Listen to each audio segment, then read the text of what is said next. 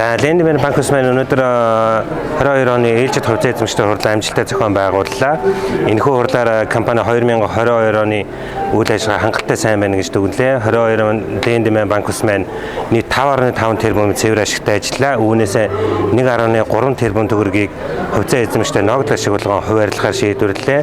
За өнгөрсөн онд одоо 5.5 тэрбумын төгрөгийн ашигтай ажиллана гэдэг нь Lendman төгөндөө байгаагүй хамгийн өндөр амжилтыг хүргэж байна. Мөн одоо зээлийн багц маань 71 тэрбум төгрөг хүрсэн байна. За энэхүү 71 тэрбум төгрөг эх жилүүдэд үргэлжлүүлэн өсгөх төлөвлөгөөтэй ажиллаж байна. Lendman банк санхүүгийн байгууллагын хувьцаа эзэмшигчдийн ээлжид 6 дахь хурал амжилттай болж өнгөрлөө. Сүүлийн 3 жил цар тахлын нөхцөл байдалтай уялдуулаад 20-с 22 оны хувьцаа эзэмшигчдийн хурлаа бид онлайнаар зохион байгуулж ирсэн бол энэ удаадаа хувьцаа эзэмшигчдээ танхимаар анх удаага ингэж буцаж уулзж байна.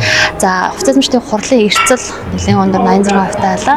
За энэ хувьцаа эзэмшигчдийн хурлаараа бид нэр 4-5 асуудлыг авч хэлэлцэн. За үүн дотор 22 оны үйл ажиллагаа болон санхүүгийн тайланг хэлэлцэн батлах. За 22 оны тузын үйл ажиллагааны тайланг танилцах. 22 оны тузын 23 оны тузын төсвийг батлах. Мөн тузын гишүүдийг улируулан сонгох гэх мэт асуудлуудыг авч хэлэлцэж бүгдээр ингэ батлаа. Миний хувьд бол толгойн комиссын дараагаар ажилласан. За өмнөх жилүүдэд бол одоо цар тахалтай холбоотойгоор бол хурал цахимаар зохион байгуулагдаж байсан. За энэ жил бол танхимаар зохион байгуулагдаж, за санал хураалтыг бол цахим системийн тусламжтайгаар баталгаажуулж аваад саналын дүгнэлт итгэж тооллого гаргаж ингэж ажилласан байгаа.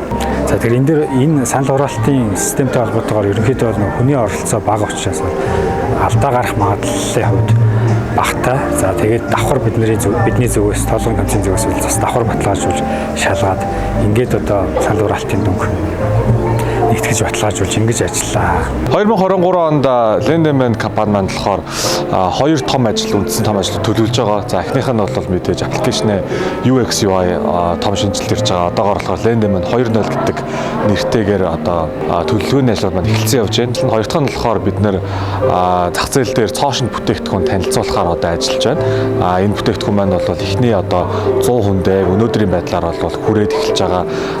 Яг одоо олон нийтэд зарлах бүтээгдэхүүн нөхцөл нь арай болоог байгаа ч гэсэн бидэд маань энэ нэлийн шинэ бүтээгдэхүүн учраас зах зээл дээр арай юм багаар тестэлж үзсний үндсэн дээр том одоо юм паблик олон нийтийн лончо зарлана гэдэг төлөвлөгөөтэй байгаа. Ямар ч гэсэн 23 онд бол багтана.